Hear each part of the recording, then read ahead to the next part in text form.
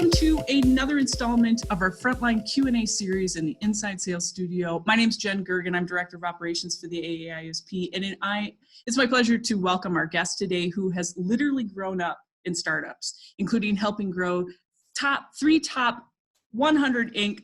fastest growing companies, private. There's so much to that title. I don't know, but he now serves as the VP of Growth for Sales Intel. Welcome, Jason Hubbard. Great. It's so great to be on. Happy to be here. And yeah, let's get into it.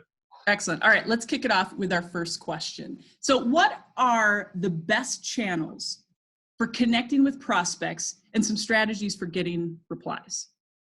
Yeah, it's a great question. With today and the way things are going, what we've seen is a lot of move in the marketplace where a lot of the technologies and trends that have dominated sales and marketing for the last 10 or 15 years, the democratization of marketing automation, the proliferation of sales automation, sales acceleration platforms, like Outreach, like SalesLoft, stuff like that. Those tools have been huge as far as being able to increase the amount of volume and throughput for teams and stuff like that. But at the same time, we sort of shot ourselves in the foot.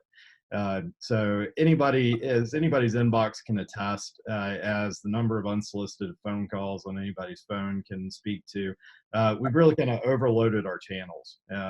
And the end result of a lot of those platforms has been that there was a move to just sheer volume, away from segmentation, away from quality, away from really just being strategic and thoughtful about outreach. And the idea was if you put enough in the top, that you're going to have enough come out the other end. Those days are more or less gone. So you see the gatekeepers like Google really cracking down on being able to get into people's inboxes. Even if you do, you've got to get through all the noise. Trying to get people to pick up on the phone has been a nightmare. So you're sort of all the way back to marketing and sales 101. So you need a multi-channel approach. Some people are going to be more engaged on social, whether that's LinkedIn, Facebook, Instagram. Some people are going to be more engaged in email. Some people are particularly interested in content or certain types of content like video or podcast. So really the key is to figure out where your target customers actually are. And that's on an individual basis, and then try and engage them across as many channels as possible. Where I see effectiveness with my teams is where they get marketing content emails that help us identify the people that are interested and engaged. Then they get phone calls and they get reached out on LinkedIn. And more often than not, it's the combination of all of those in concert, as opposed to one single channel that's really effective these days. Okay. Well, so you mentioned LinkedIn, so let's talk about that. Where does LinkedIn prospecting come up short?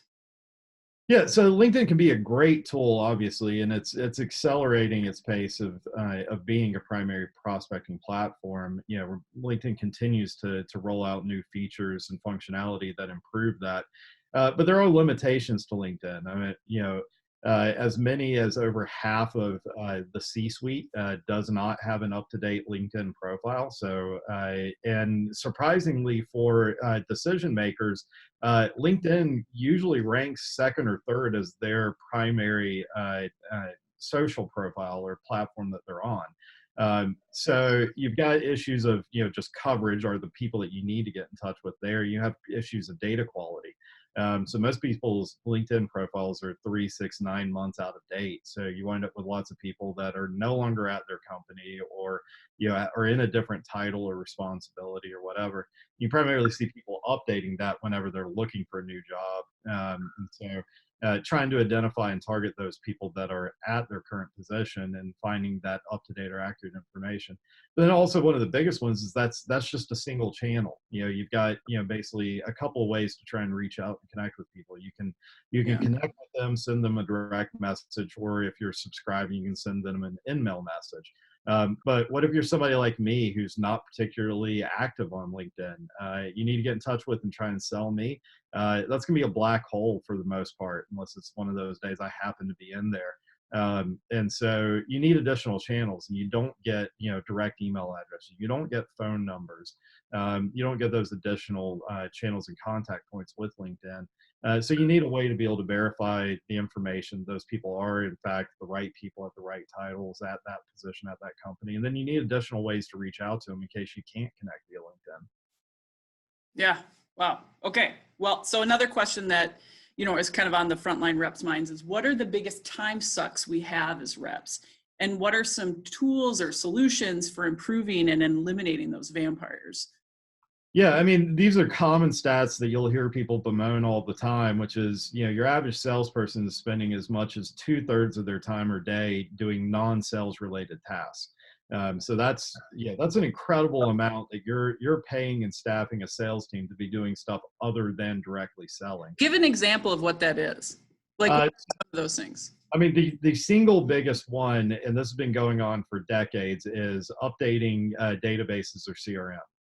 So Mhm. manual data entry and general data management. So and across the board, that is the biggest time suck. It comes into multiple different categories, whether it's updating data, trying to find the right information, trying to do just general prospecting to figure out how to get in touch with people, updating records in your CRM or your marketing automation platform.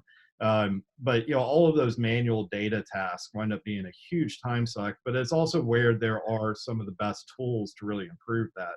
So on the CRM side, there's all kinds of tools out there that help integrate CRM with your calendar, with your inbox. So it'll automatically update log records, stuff like that. Also gives you access to the CRM and records from places like your inbox. So if you're emailing with somebody, you can quickly go over there and update their information. Similar things on the data side. So if you've got data partner, you can go out and you can easily update, append, make sure all of your information is accurate and up to date. It minimizes the amount of time that you're having to prospect because you've got a single data source you can go out to instead of having to hit LinkedIn and hit the company page and do a Google search and try and navigate through different gatekeepers and stuff like that. Because that's also one of the big ones as far as like channel and outreach. Direct dials are more important than ever these days, and they're harder and harder to come by. And so, the ability of somebody to navigate through just a company line or a gatekeeper has become increasingly difficult. And one of the only ways you're going to get people on the phone is to actually have their direct dial phone number. Yeah. Okay. Well, all right. So final question I think we've got time for is how do you balance call research versus call volume? Yeah, so this gets back to what I was talking about, sort of sales and marketing 101. If you're not relying on just sheer volume into the top of the funnel, then you've got to get more efficient at what you're doing. And efficiency comes in a couple of ways. One is obviously just sheer volume. So the more people you get through, the more chance you're going to have to connect. But you also want to get more efficient at converting those connections that you have. And so the primary way you're going to be able to do that is by doing your due diligence, doing your research prior to the call, so that whenever you do speak to them, you're speaking to them intelligently about their role, their position, their company, their industry, their pain points.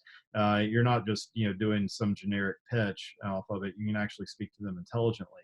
But of course, doing that research and due diligence takes time, and so what you wind up seeing a lot of times is, in particular, because cold calling is not particularly fun for most people. And so you give them an opportunity for a task that's not actually picking up the phone and having what may be uncomfortable conversations or getting rejection, then they'll tend to emphasize that and oftentimes spend more time than you want or they need to.